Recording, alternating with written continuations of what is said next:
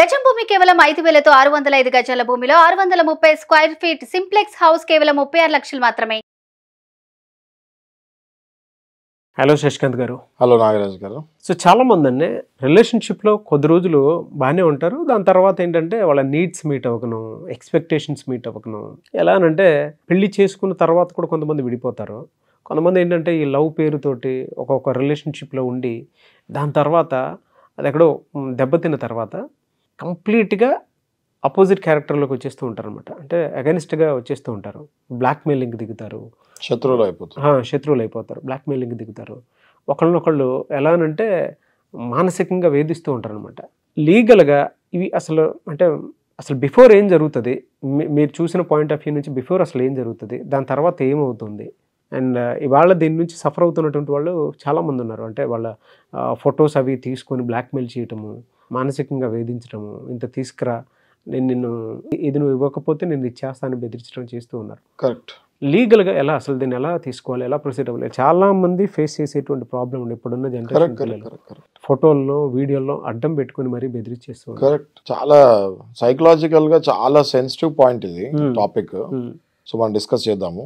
బేసిక్గా స్టార్టింగ్ ఒక అబ్బాయి అమ్మాయి ఇష్టపడతారు, కలుస్తారు, కలిసి they will fall in love for each other, ప్రేమలో పడతారు, చాలా బాగుంటుంది, చాలా హ్యాపీగా ఉంటారు, చాలా జోవియల్, చాలా మరింత ఉత్సాహంగా ఉంటారు, చాలా యాక్టివ్గా everyday they will be very happy, ముందుకెళ్తూ ఉంటారు. ఈ క్రమంలో ఏం జరుగుతుంది అంటే over a period of time, కొద్ది కాలం తర్వాత ఏదైనా ఇష్యూ అవ్వచ్చు. ఆ అబ్బాయి వేరే వాళ్ళకి ఎవరికైనా అట్రాక్ట్ అవ్వచ్చు, లేకపోతే అబ్బాయికి ఇంట్లో సంబంధాలు వేరే చూడొచ్చు, లేకపోతే ఆ అబ్బాయికి ఆబ్వియస్గా ఈమె మీద ఇంట్రెస్ట్ పోయి ఉండొచ్చు, ఏవైనా ఉండొచ్చు పారామీటర్స్.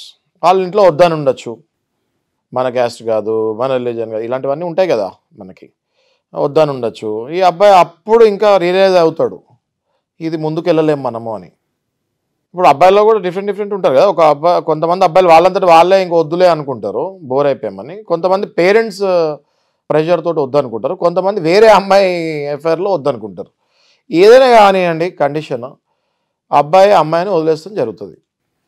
అప్పుడు ప్రాబ్లం స్టార్ట్ అవుతుంది. ఈ అమ్మాయి కొద్ది కాలం రిక్వెస్ట్ చేస్తుంది, వినట్లేదు అని అర్థమైపోతుంది ఈ అమ్మాయికి. అప్పుడు ఈ అమ్మాయి ఇంకా డిప్రెషన్లోకి వెళ్తాం స్టార్ట్ అవుతుంది. ఎప్పుడైతే ఈ అమ్మాయి సైకలాజికల్గా డిప్రెషన్లోకి వెళ్తాం స్టార్ట్ అవుతుందో 24 hours ఇదే ఆలోచనలో ఉంటుంది. ఆ అబ్బాయిని ఫోన్ చేస్తాము, ఫాలోఅప్ చేస్తాము, మెసేజ్లు పెడతాము, నువ్వు నన్ను మోసం చేస్తావు, నేను ఇలా చేస్తాను, నువ్వు నన్ను చేసుకోవాలి, అది ఇది అని అడుగుతాను స్టార్ట్ చేసినప్పుడు ఈ అబ్బాయి ఆ అమ్మాయికి ఫస్ట్ ఎనిమీ ఆ అబ్బాయే అవుతాడు. అప్పుడు స్టార్ట్ అవుతుంది ఈ బ్లాక్మెయిలింగ్లో. అదే ఆ అబ్బాయి ఏమంటాడంటే, నువ్వు కనుక దీన్ని ఒక స్టెప్ ముందుకు తీసుకెళ్ళినా నేను కలిసి తిరిగిన ఫొటోస్ ఉన్నాయి, సోషల్ మీడియాలో పెడతా, లేకపోతే మీ డాడీకే పెడతా, మీ అన్న చెల్లెలకు, మీ అక్కకు పెడతా, లేకపోతే మీ అన్నకు పెడతా. ఇట్లాంటి బ్లాక్మెయిల్స్ జరుగుతుంటాయి. ఫ్రెండ్స్ గ్రూప్స్లో పెడతాను, ఆఫీస్ గ్రూప్లో పెడతాను, ఇవన్నీ. ఇట్లా అబ్బాయి అమ్మాయిని మానసికంగా బ్లాక్మెయిలింగ్ చేస్తాం స్టార్ట్ అవుతుంది. ఈ అమ్మాయి ఆల్రెడీ డిప్రెషన్లో ఉంటుంది కదా. ఈ బ్లాక్మెయిలింగ్ ఎట్లా, చాలా కష్టం తట్టుకోవాలంటే. ఇంట్లో చెప్పలేరు, కంప్లైంట్ చేయాలంటే పోలీస్ స్టేషన్కి వెళ్ళి కంప్లైంట్ చేయాలన్నా అమ్మాయిలకి భయము and lot of other parameters. ఒక అమ్మాయి వెళ్ళి పోలీస్ స్టేషన్లో కూర్చొని ఇవన్నీ చెప్పాలంటే మియర్లీ చాలా కష్టమైన విషయం. అది ఎక్కడో 100కి 1 వెళ్తారు, మిగతా 99 మంది అది వాళ్ళ ఓన్ ఫ్రెండ్స్కి చెప్పుకోవాలి. అమ్మాయిలు ఫ్రెండ్స్కి చెప్పుకోవాలన్నా కూడా చాలా, అబ్బాయిలు చాలా ఈజీగా చెప్పుకుంటారు సైకలాజికల్గా. కొంచెం మనం చూసుకుంటే అమ్మాయిలు చాలా చెప్పుకోరు. ఓకే, ఇంకొక తోటి అమ్మాయి ఉన్నా కూడా చెప్పుకోరు. మళ్ళీ అమ్మాయి ఎవరికైనా చెప్తే మళ్ళీ తెలుస్తుంది, మళ్ళీ బయట పబ్లిసిటీ అవుతుంది అన్నట్టు మ్యాక్సిమం అమ్మాయిలు చాలా సర్ప్రెస్ అవుతారు. ఓకే, ఈ సర్ప్రెస్ది ఈ అబ్బాయి అడ్వాంటేజ్ తీసుకొని నువ్వు ఏం మాటలు ఇంకా నన్ను ఇంకా ప్రెజర్ పెట్టి నేను వదిలేస్తున్నా, ఇంకా నా ప్రెజర్ పెడితే మాత్రం ఇవన్నీ బయట పెట్టేస్తా. అప్పుడు ఆ సిచ్యువేషన్లో అమ్మాయి ఏం చేయాలి అన్నది $1 million క్వశ్చన్ అవుతుంది అమ్మాయికి. అవును, మనకు బయట నుంచి చూసే వాళ్ళకి చాలా ఈజీ ఆన్సర్. బట్ ఎవరైతే పడుతున్నారో మానసిక క్షోభన, ఎందుకంటే అమ్మాయి కాబట్టి సోషల్ ఇంపాక్ట్ ఎక్కువ ఉంటుంది, భయంకరంగా ఇంట్లో. ఇంకా మనం అంటాం కానీ ఈక్వాలిటీ ఇది అది అని, కానీ ఇంకా అమ్మాయిలే ఇంకా చాలా టైం పడుతుంది. కొంచెం మారింది డెఫినెట్గా, మారలేదని అనట్లేదు, బట్ ఇంకా చాలా మారాలి. ఈ అమ్మాయి ఎవరికి చెప్పుకునే పరిస్థితిలో ఉండక ఏమవుతుంది, ఫైనల్గా అనర్థాలకి కొంతమంది వెళ్తారు, సూసైడ్ అటెంప్ట్స్ అని అవన్నీ ఇవన్నీ. కొంతమంది అలాగే భరిస్తూ భరిస్తూ మానసికంగా కుంగిపోయి ఆ లైఫ్ కెరియర్ పాడైపోతుంది.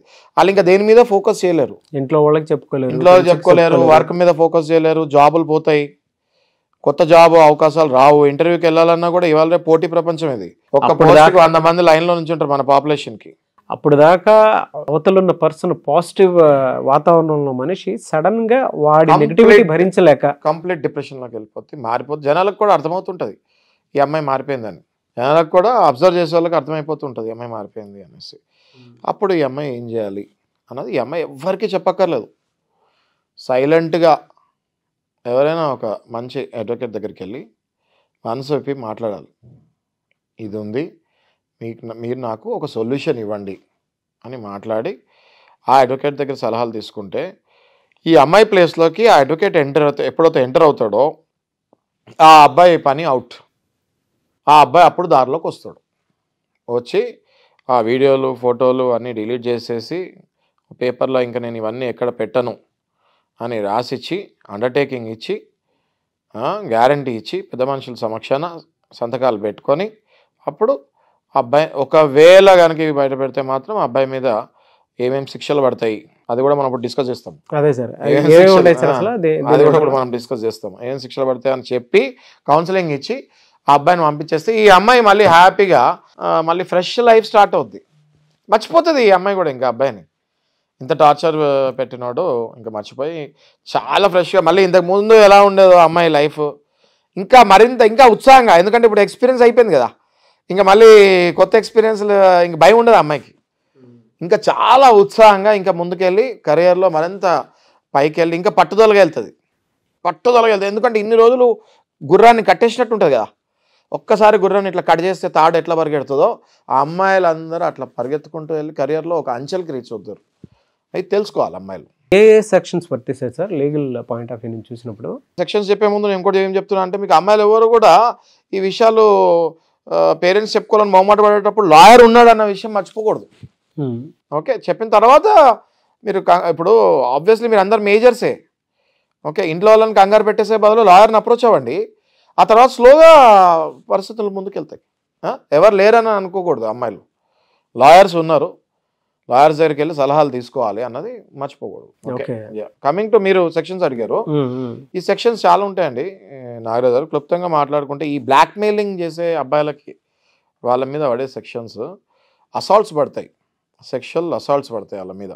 Section 354 subject to correction, 384, okay, 353 or 354 sexual assaults పడతాయి.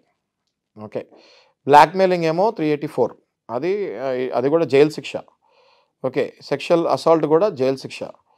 Cheating, breach of trust 420, 415 common sections, ఇవి అందరూ తెలుసు. 415, 420, 415 డెఫినేషన్, 420 పనిష్మెంట్. ఓకే, అది కూడా జైలు శిక్ష పడుతుంది. ఈ 3 సెక్షన్స్ చాలా అబ్బాయి కెరియర్ మొత్తం పోతానికి. అర్థమవుతుంది కదా మీకు? ఈ 3 సెక్షన్స్ చాలా అబ్బాయికి కెరియర్ మొత్తం పోతానికి. ఫస్ట్ అడ్వకేట్ ఒక నోటీస్ పంపించేస్తాడు అబ్బాయికి, బాబు నీ మీద ఈ సెక్షన్లు వేస్తున్నావు, పలానా అమ్మాయి వచ్చి కంప్లైంట్ ఇచ్చింది, నువ్వు ఇవన్నీ చేస్తున్నావు అంట, మర్యాదపూర్వకంగా వచ్చి ఒకసారి కలిసి కౌన్సిలింగ్లో కూర్చో, లేదా నీ మీద ఈ కేసు వేసేస్తున్నామని ఫస్ట్ నోటీస్ పంపించేస్తారు అబ్బాయికి. అర్థమవుతుంది కదా మీకు? ఆటోమేటిక్గా అబ్బాయి వస్తాడు, వచ్చి అమ్మాయి కాళ్ళని పట్టుకుంటాడు, అమ్మాయి ఈ సెక్షన్ తీసేసేయి, నా మీద నీకు ఏం కావాలి నేను అది చేస్తా అంటాడు. ఒకటే ఒక చిన్న చిటుకు తెలియక అమ్మాయిలు చాలా ఇబ్బంది పడుతుంటారు. ఈ చిన్న చిటుకు తెలిస్తే అమ్మాయిలు, ఈ లాయర్స్ కూడా ఇట్లాంటి సెన్సిటివ్ ఇష్యూస్ క్లోజ్ రూమ్లో కూర్చొని, మేల్ లాయర్స్ దగ్గరికి వస్తే వాళ్ళు ఫీమేల్ లాయర్స్ని కూడా కూర్చోబెట్టి డిస్కస్ చేస్తారు. అర్థమవుతుంది కదా? ఇప్పుడు ఫర్ ఎగ్జాంపుల్ నేను మేల్ లాయర్, ఇట్లాంటి డిస్కషన్స్కి ఎవరైనా వచ్చారు, నా దగ్గర ఫీమేల్ లాయర్స్ దగ్గర 15 మెంబర్స్ ఉన్నారు. ఓకే, అందులో ఎవరో ఒక ఫీమేల్ లాయర్ కూడా కూర్చొని ఫస్ట్ ఆ అమ్మాయితో మాట్లాడిన తర్వాత మళ్ళీ కొంచెం కంఫర్టబుల్ అయిన తర్వాత సీనియర్స్ ఎంటర్ అవుతారు. అర్థమవుతుంది. That is approach what we do with the victims. చాలా ఈజీ విషయం ఇది, తెలియక చాలా సఫర్ అవుతూ ఉంటారు.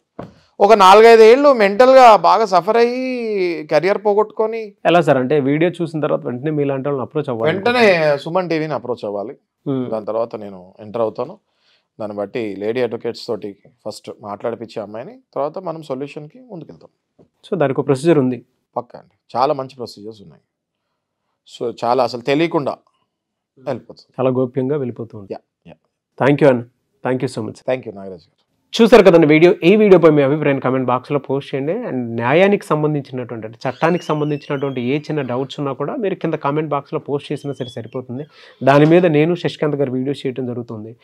లేదు అనుకుంటే మీరు ఏదైనా సలహాలు సూచనలు ప్రకారం కనుక న్యాయ నిపుణుల సలహాలు సూచనల కోసం సంప్రదించాలనుకుంటే కూడా స్క్రీన్ మీద మీకు కాంటాక్ట్ నెంబర్ కనిపిస్తుంది. దాని త్రూ కూడా మీరు call or message or WhatsApp చేసి ఆ విధంగా సరే మీరు అప్రోచ్ అవ్వచ్చు. అండ్ ఈ వీడియో లైక్ చేయండి, షేర్ మాత్రం తప్పకుండా చేయండి. ఇలాంటి మరిన్ని వీడియోస్ కోసం మా ఛానల్ ఫాలో అవ్వండి. Thank you.